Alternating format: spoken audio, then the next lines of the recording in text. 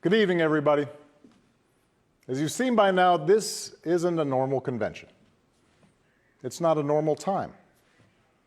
So tonight, I want to talk as plainly as I can about the stakes in this election.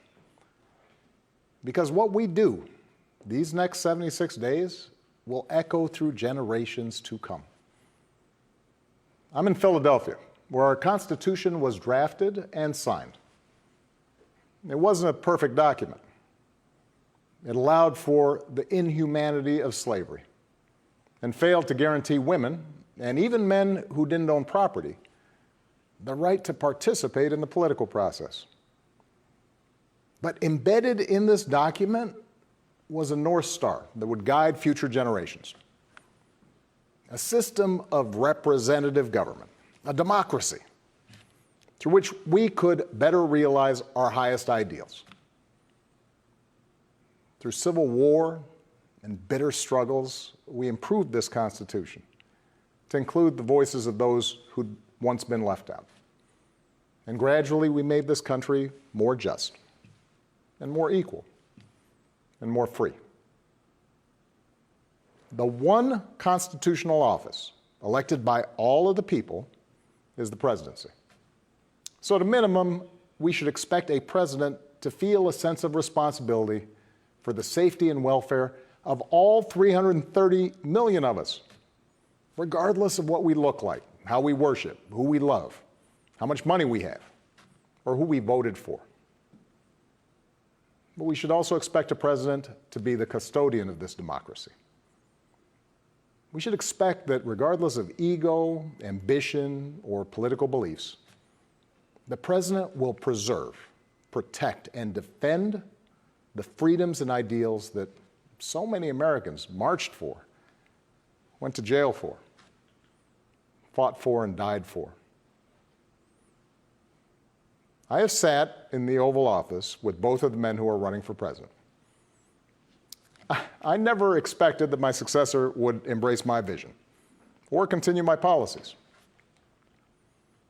I did hope, for the sake of our country, that Donald Trump might show some interest in taking the job seriously. That he might come to feel the weight of the office and discover some reverence for the democracy that had been placed in his care. But he never did.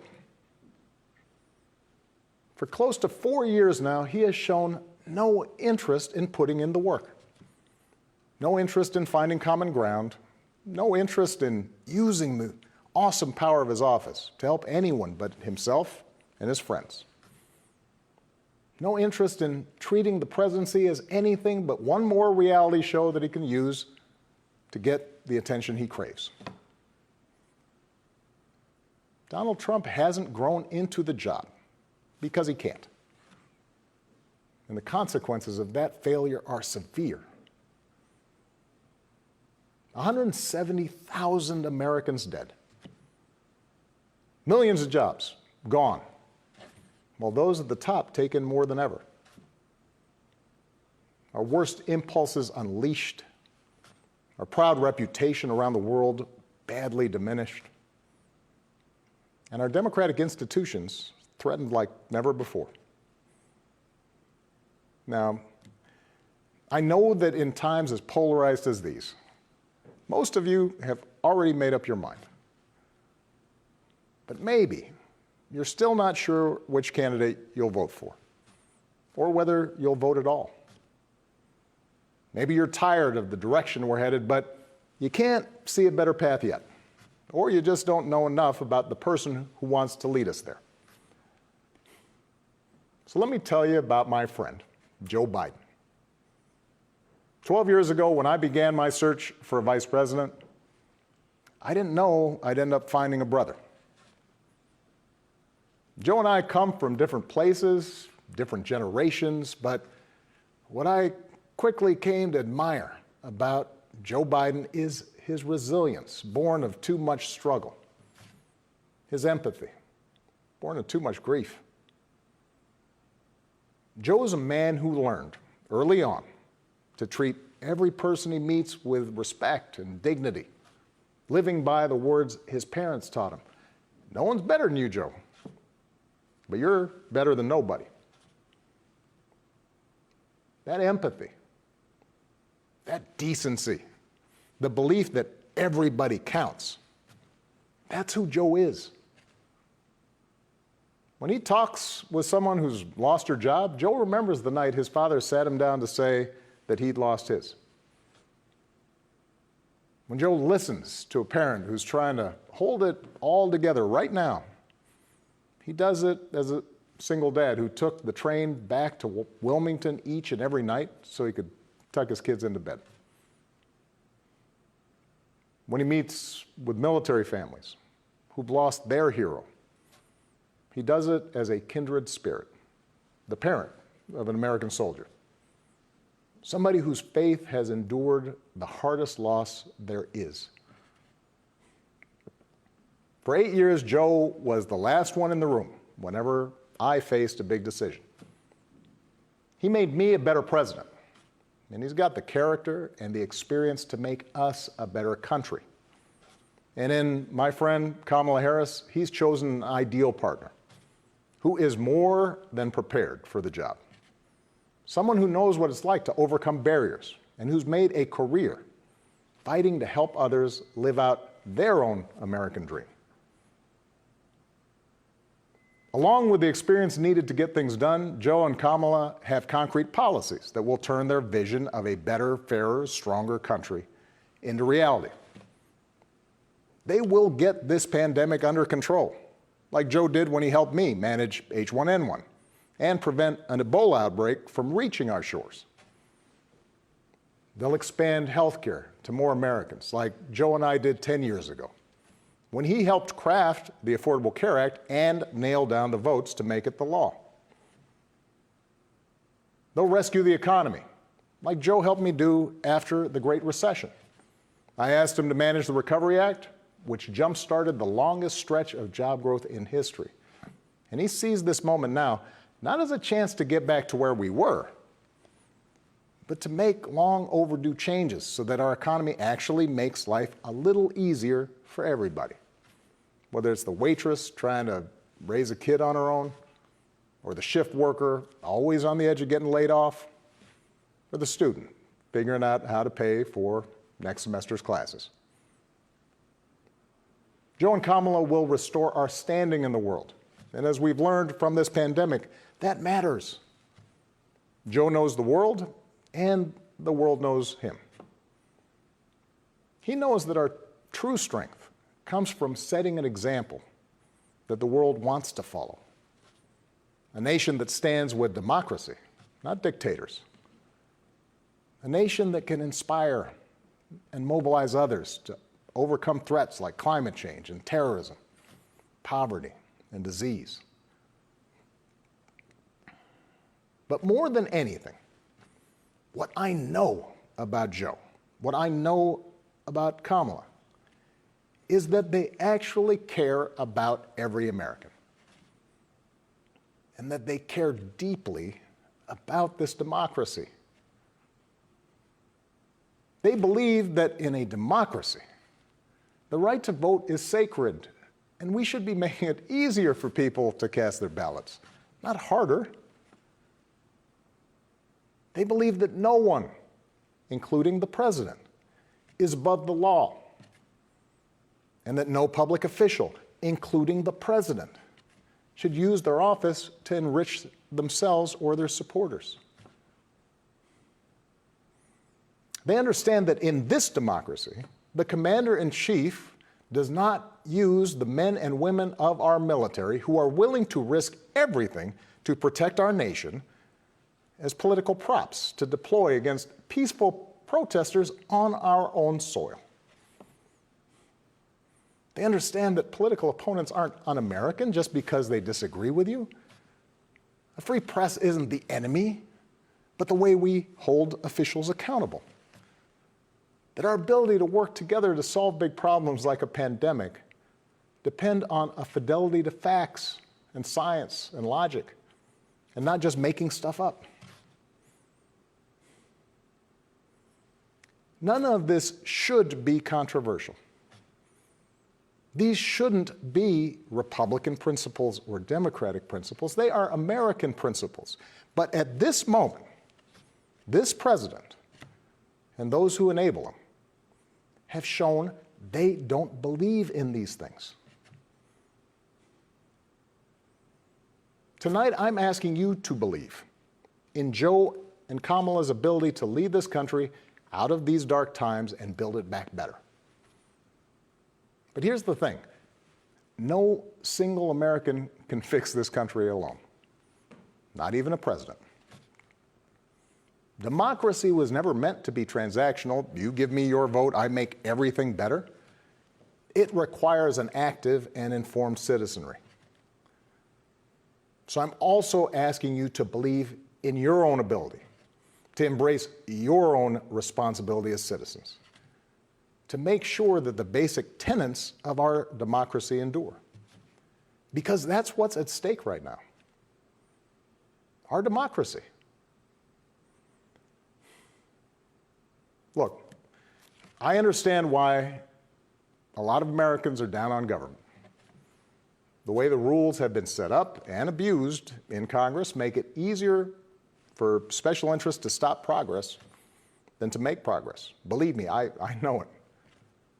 I understand why a white factory worker who's seen his wages cut or his job shipped overseas might feel like the government no longer looks out for him, and why a black mom might feel like it never looked out for her at all. I understand why a new immigrant might look around this country and wonder whether there's still a place for him here. Why a young person might look at politics right now, the circus of it all, the meanness and the lies and conspiracy theories, and think, what is the point? Well, here's the point. This president and those in power, those who benefit from keeping things the way they are counting on your cynicism. They know they can't win you over with their policies. So they're hoping to make it as hard as possible for you to vote and to convince you that your vote does not matter. That is how they win. That is how they get to keep making decisions that affect your life and the lives of the people you love. That's how the economy will keep getting skewed to the wealthy and well-connected. How our health systems will let more people fall through the cracks. That's how a democracy withers, until it's no democracy at all. And we cannot let that happen. Do not let them take away your power. Do not let them take away your democracy. Make a plan right now for how you are going to get involved and vote. Do it as early as you can and tell your family and friends how they can vote too. Do what Americans have done for over 2 centuries when faced with even tougher times than this. All those quiet heroes who found the courage to keep marching, keep pushing in the face of hardship and injustice. Last month, we lost a giant of American democracy in John Lewis. And some years ago, I sat down with John and a few remaining leaders of the early civil rights movement. One of them told me he never imagined he'd walk into the White House and see a president who looked like his grandson. And then he told me that he had looked it up. And it turned out that on the very day that I was born, he was marching into a jail cell, trying to end Jim Crow segregation in the South. What we do echoes through generations. Whatever our backgrounds, we are all the children of Americans who fought the good fight. Great-grandparents working in fire traps and sweatshops without rights or representation. Farmers losing their dreams to dust. Irish and Italians and Asians and Latinos told, go back where you come from. Jews and Catholics Muslims, and Sikhs made to feel suspect for the way they worshiped. Black Americans chained and whipped and hanged, spit on for trying to sit at lunch counters, beaten for trying to vote. If anyone had a right to believe that this democracy did not work and could not work, it was those Americans, our ancestors. They were on the receiving end of a democracy that had fallen short all their lives. They knew how far the daily reality of America strayed from the myth. And yet, instead of giving up, they joined together. And they said, somehow, some way, we are going to make this work.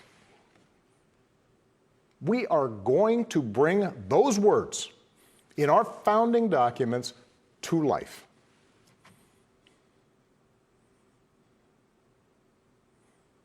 I have seen that same spirit rising these past few years.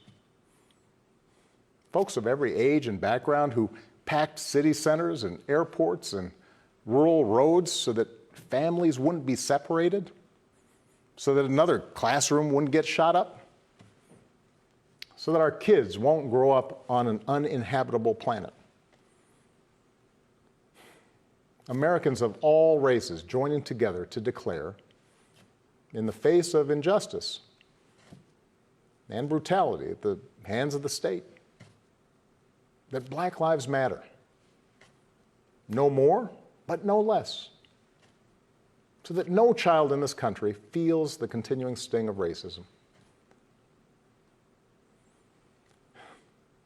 To the young people who led us this summer, telling us we need to be better, in so many ways, you are this country's dreams fulfilled. Earlier generations had to be persuaded that everyone has equal worth.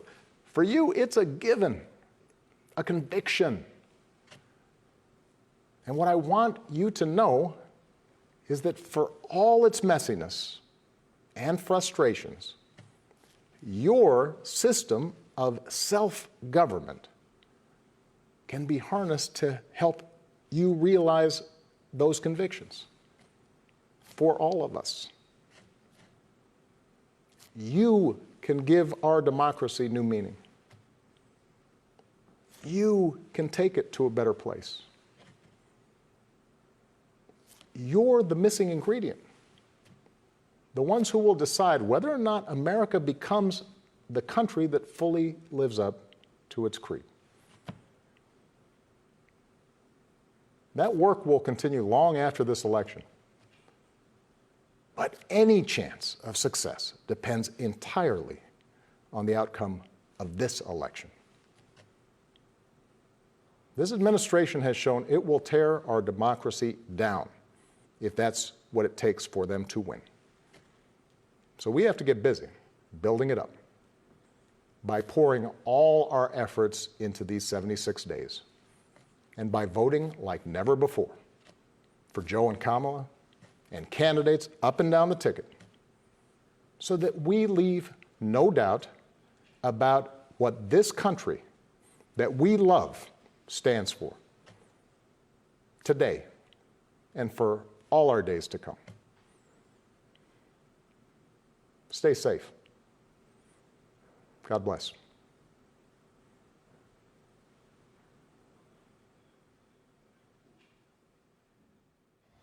Thank you, President Obama, thank you for your brilliant leadership.